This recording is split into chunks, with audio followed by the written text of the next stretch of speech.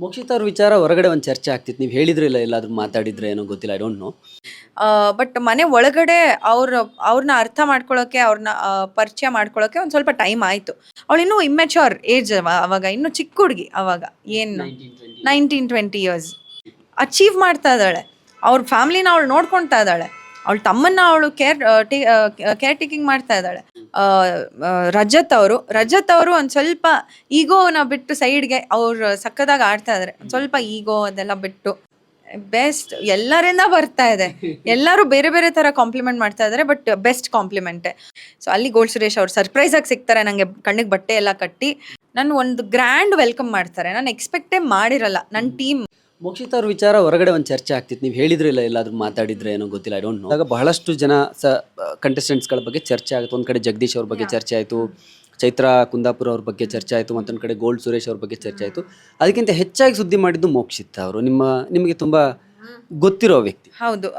ಪರಿಚಯ ಅಂದ್ರೆ ಲೈಕ್ ಪರಿಚಯ ಅನ್ನೋದಕ್ಕಿಂತ ನನಗೆ ಆಚೆ ಒಂದು 2 ಕಡೆ ಭೇಟಿ ಆಗಿದ್ವಿ. ಒಂದೇ ಚಾನೆಲಲ್ಲಿ ಬೇರೆ ಕೆಲಸ ಮಾಡ್ತಾ ಇದ್ವಿ ನಾವು. ಆ್ಯಂಡ್ ನೇರವಾಗಿ ಅವಳಿಗೆ ಹೋಗಿ ಹೇಳಿದ್ದು ಉಂಟು, ನಮ್ಮ ತಾಯಿ ನಿಮ್ಮ ದೊಡ್ಡ ಫ್ಯಾನ್ ಅಂತ ನಾನು ಹೇಳಿದ್ದೀನಿ.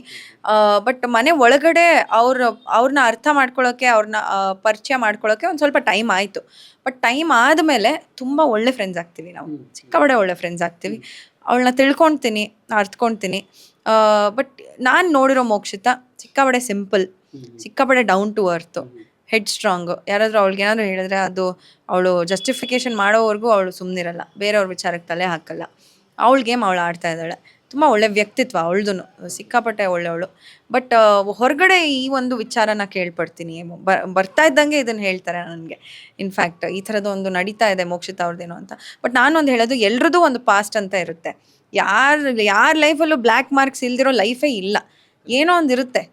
ಬಿಕಾಸ್ ಅದು ಹ್ಯೂಮನ್ ಇನ್ಸ್ಟಿಂಕ್ಟ್ಸ್. ಅದು ಏನೋ ಒಂದು ತಪ್ಪು ಮಾಡೋದೇ ಹ್ಯೂಮನ್ ಬೀಯಿಂಗ್ಸು. ಯಾವುದೋ ಮರ ಗಿಡ ತಪ್ಪು ಮಾಡಲ್ಲ. ಸೊ ಹಾಗಿರ್ಬೇಕಾದ್ರೆ ಅವಳದು ಯಾವುದೋ ಒಂದು, ಅವಳಿನ್ನೂ ಇಮ್ಮೆಚೂರ್ ಏಜ್, ಅವಾಗ ಇನ್ನೂ ಚಿಕ್ಕ ಹುಡುಗಿ. ಅವಾಗ ಏನು 19-20 ಇಯರ್ಸ್.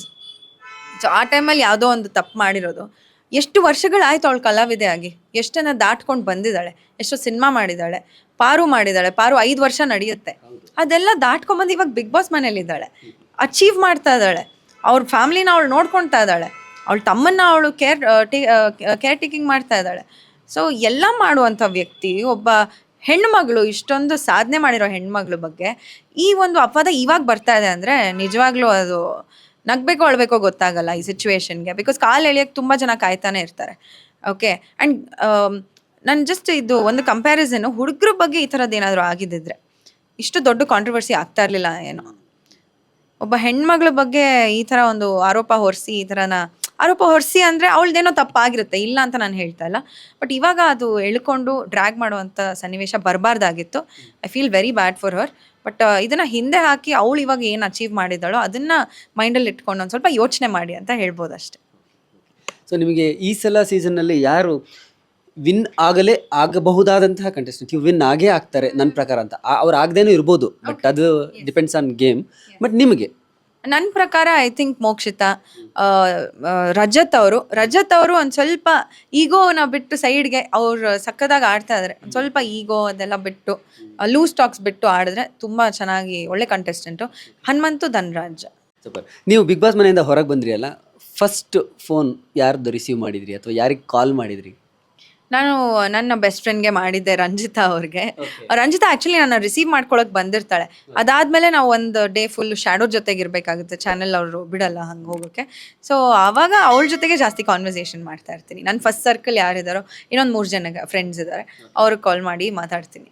ಎಷ್ಟು ಕಾಂಪ್ಲಿಮೆಂಟ್ ಬೆಸ್ಟ್ ಎಲ್ಲರಿಂದ ಬರ್ತಾ ಇದೆ. ಎಲ್ಲರೂ ಬೇರೆ ಬೇರೆ ಥರ ಕಾಂಪ್ಲಿಮೆಂಟ್ ಮಾಡ್ತಾ ಇದ್ದಾರೆ, ಬಟ್ ಬೆಸ್ಟ್ ಕಾಂಪ್ಲಿಮೆಂಟೇ. ಮುಂಚೆ ಏನಾಗ್ತಾ ಇತ್ತು ಅಂದರೆ, ಒಬ್ಬ ಸೆಲೆಬ್ರಿಟಿ ಜೊತೆಗೆ ಮಾತಾಡ್ಸೋ ಥರ ಜನ ಬಂದು ಮಾತಾಡಿಸ್ತಾ ಇದ್ರು. ಈಗ ಮನೆ ಮಗಳು ಥರ ಬಂದು ಮಾತಾಡಿಸ್ತಾ ಇದ್ದಾರೆ. ಮುಂಚೆ ಮೇಡಮ್ ಅಂತ ಬರ್ತಾ ಇತ್ತು, ಇವಾಗ ಐಶು ಅಂತ ಬರ್ತಾ ಇದೆ, ಪುಟ್ಟ ಅಂತ ಬರ್ತಾ ಇದೆ. So that is the difference. Big boss ನನಗೆ ಮಾಡಿಕೊಟ್ಟಿರೋ ಡಿಫ್ರೆನ್ಸ್ ಇದು. ಸೊ ಬಿಗ್ ಬಾಸ್ ಮನೆಯಿಂದ ಈಗ ಆಲ್ರೆಡಿ ಸುಮಾರು ಕಂಟೆಸ್ಟೆಂಟ್ಸ್ ಹೊರಗಡೆ ಬಂದಿದ್ದಾರೆ. ನನ್ನ ಅಂದಾಜು 8 ಜನ 9 ಜನ ಬಂದಿರಬೇಕು. ಅವ್ರ ಜೊತೆ ಯಾರ ಜೊತೆ ಆದರೂ ಮಾತಾಡಿದ್ರೆ ಹೊರಗಡೆ ಬಂದಮೇಲೆ? ಎಸ್, ಸುರೇಶ್ ಅಣ್ಣ ನೆನ್ನೆ ತಾನೇ ಸಿಕ್ಕಿದ್ರು. ನ್ಯೂ ಇಯರ್ಗೆ ನಾವು ಆಸರೆಗೆ ಹೋಗ್ತೀವಿ, ಅಲ್ಲಿ ಸೆಲೆಬ್ರೇಟ್ ಮಾಡ್ತೀವಿ ನಾವು ವೃದ್ಧಾಶ್ರಮದಲ್ಲಿ. ಸೊ ಅಲ್ಲಿ ಗೋಲ್ಡ್ ಸುರೇಶ್ ಅವ್ರು ಸರ್ಪ್ರೈಸ್ ಆಗಿ ಸಿಗ್ತಾರೆ ನನಗೆ, ಕಣ್ಣಿಗೆ ಬಟ್ಟೆ ಎಲ್ಲ ಕಟ್ಟಿ ಯಾರಿದು ಗೆಸ್ ಮಾಡಿ ಅಂತ ಹೇಳಿ ಅಲ್ಲಿ ಗೋಲ್ಡ್ ಸುರೇಶ್ ಅವ್ರು ಸಿಗ್ತಾರೆ. ಅವ್ರನ್ನ ಭೇಟಿ ಮಾಡಿದೆ. ಶಿಶಿರ್ ಅವ್ರನ್ನ ಭೇಟಿ ಮಾಡಿಲ್ಲ, ಬಟ್ ಫೋನಲ್ಲಿ ಮಾತಾಡಿದ್ದೀನಿ. ಅವ್ರು ಮೈಸೂರಲ್ಲಿದ್ದಾರೆ, ಅವ್ರು ಬ್ಯುಸಿ ಇದ್ದಾರೆ. ಸೊ ಹೊಸ ವರ್ಷಕ್ಕೆ ಆಚೆ ಬಂದ್ರಿ. ಸೊ ಅಲ್ಲಿ ಹೇಳ್ತಿದ್ರಿ ನೀವು ವೀಕೆಂಡಲ್ಲಿ ಸುದೀಪ್ ಅವ್ರ ಜೊತೆ ಮಾತಾಡ್ತಾ ಇರ್ಬೇಕಾದ್ರೆ ಅವರು ಕೇಳ್ತಿದ್ರು ಏನು ಪಾರ್ಟಿಗೆ ಹೋಗಕ್ಕೆ ರೆಡಿ ಆಗಿದ್ದೀರಾ ಅಂತ. ಸೊ ಎಲಿಮಿನೇಟ್ ಆಗಿ ಆಚೆ ಬರ್ತೀರಿ. ಹೊರಗೆ ಬಂದಮೇಲೆ ನ್ಯೂ ಇಯರ್ ಸೆಲೆಬ್ರೇಷನ್ ಇತ್ತಾ, ಏನು ಮಾಡಿದ್ರಿ? ಆ್ಯಕ್ಚುಲಿ ನಾನು ಎಲಿಮಿನೇಟ್ ಆಗಿ ನಾನು ಹೇಳಿದೆ ಶ್ಯಾಡೋ ಜೊತೆಗಿದ್ದು ಒಂದಿನ. ನೆಕ್ಸ್ಟ್ ಡೇ ಬಂದಾಗ ಮನೆಗೆ ಈವ್ನಿಂಗ್ ಆಗಿತ್ತು, ಈವ್ನಿಂಗೋ ನೈಟ್ ಆಗಿತ್ತು. ನಾನು ಒಂದು ಗ್ರ್ಯಾಂಡ್ ವೆಲ್ಕಮ್ ಮಾಡ್ತಾರೆ, ನಾನು ಎಕ್ಸ್ಪೆಕ್ಟೇ ಮಾಡಿರಲ್ಲ. ನನ್ನ ಟೀಮ್ ಯಾರು ನನ್ನ ಸೋಷಿಯಲ್ ಮೀಡಿಯಾ ಹ್ಯಾಂಡಲ್ ಮಾಡ್ತಾ ಇರ್ತಾರೋ ಅವರು, ನನ್ನ ಫಸ್ಟ್ ಸರ್ಕಲ್ ಫ್ರೆಂಡ್ಸ್ ಇರ್ಬೋದು, ಆ್ಯಂಡ್ ನನ್ನ ಡಿಸೈನರ್ಸು ಎಲ್ಲ ಸೇರಿಕೊಂಡು ಒಂದು ಗ್ರ್ಯಾಂಡ್ ವೆಲ್ಕಮ್ ರೆಡಿ ಮಾಡ್ತಾರೆ ನನಗೆ. ಪಟಾಕಿ ಎಲ್ಲ ಹೊಡೆದು ಎಲ್ಲ ಕಡೆ ಬಲೂನ್ಸ್ ಎಲ್ಲ ಕಟ್ಟಿ, ಸಿಂಬಾನ್ ಬಿಟ್ಟು, ಒಂದು ಕೇಕ್ ಎಲ್ಲ ರೆಡಿ ಮಾಡಿ, ಡಾಟರ್ ಆಫ್ ಕರ್ನಾಟಕ ಅಂತ ಒಂದು ದೊಡ್ಡ ಬ್ಯಾನರ್ ಮಾಡಿಸಿ, ಕೇಕ್ ಕಟ್ ಮಾಡಿಸಿ, ಈ ಥರ ವೆಲ್ಕಮ್ ಸಿಗುತ್ತೆ ನನಗೆ. ಸೊ ವೆರಿ ಗ್ರೇಟ್ಫುಲ್ ಈ ಥರದೊಂದು ವೆಲ್ಕಮ್ಗೆ. ಆ್ಯಂಡ್ ಅದೇ ಒಂಥರ ನ್ಯೂ ಇಯರ್ ಪಾರ್ಟಿ ಥರನೇ ಇತ್ತು ನನಗೆ. ಆ್ಯಂಡ್ ನ್ಯೂ ಇಯರ್ ಪಾರ್ಟಿ ಅಂತ ಏನಿಲ್ಲ, ಡಿನ್ನರ್ಗೆ ಹೋಗಿದ್ವಿ ನನ್ನ ಫ್ರೆಂಡ್ಸ್ ನಾನು, ನ್ಯೂ ಇಯರ್ ಅಂದರೆ ನೈಟ್. ಆ್ಯಂಡ್ ನ್ಯೂ ಇಯರ್ ದಿನ ಫಸ್ಟ್ ನಾನು ವೃದ್ಧಾಶ್ರಮಕ್ಕೆ ಹೋಗಿ ಅಲ್ಲಿ ಅವ್ರ ಜೊತೆಗೆಲ್ಲ ಸೆಲೆಬ್ರೇಟ್ ಮಾಡ್ತೀನಿ ಆಸರೆ ಫೌಂಡೇಶನಲ್ಲಿ. ಅದಾದಮೇಲೆ ಕಲ್ಪರಕ್ಷಾ ಫೌಂಡೇಶನ್ ಅಂದರೆ ಆರ್ಫನೇಜ್, ಅಲ್ಲಿ ನಾನು ರೆಗ್ಯುಲರು. ಸೊ ಅಲ್ಲಿ ಹೋಗಿ ಮಕ್ಳ ಜೊತೆಗೆ ಸೆಲೆಬ್ರೇಟ್ ಮಾಡ್ತೀನಿ. ಎಲ್ಲ ಗೊತ್ತಿರೋವಂಥ ಮಕ್ಕಳೇ ಅಲ್ಲಿ ಪರಿಚಯ ಆಗೋಗಿದ್ದಾರೆ ಎಲ್ಲರೂ. ಸೊ ಈ ಥರ ಇತ್ತು ನನ್ನ ನ್ಯೂ ಇಯರ್. ಆಮೇಲೆ ಬಂಡೆ ಮಕ್ಕಳಮ್ಮ ಟೆಂಪಲ್ಗೆ ಹೋಗ್ತೀನಿ, ಅಲ್ಲಿ ಒಂದಷ್ಟು ಪೂಜೆ ಮಾಡಿಸ್ಕೊಂಡು ಬರ್ತೀನಿ. ಡೈಲಿ ಮಾಧ್ಯಮದ ವೀಕ್ಷಕರಿಗೆ first of all a very happy new year. And ಎಲ್ಲ ನಿಮಗೆ ಇಂಡಸ್ಟ್ರಿಯಲ್ಲಿರೋ ನ್ಯೂಸ್ಗಳು, ಎಕ್ಸ್ಕ್ಲೂಸಿವ್ ನ್ಯೂಸ್ಗಳು ಬೇಕು ಅಂದರೆ ಡೆಫಿನೆಟ್ಲಿ ಫಾಲೋ ಡೈಲಿ ಮಾಧ್ಯಮ ಎಲ್ಲ ಅಪ್ಡೇಟ್ಸ್ಗೋಸ್ಕರ. ಆಲ್ ದ ಬೆಸ್ಟ್ ಡೈಲಿ ಮಾಧ್ಯಮ.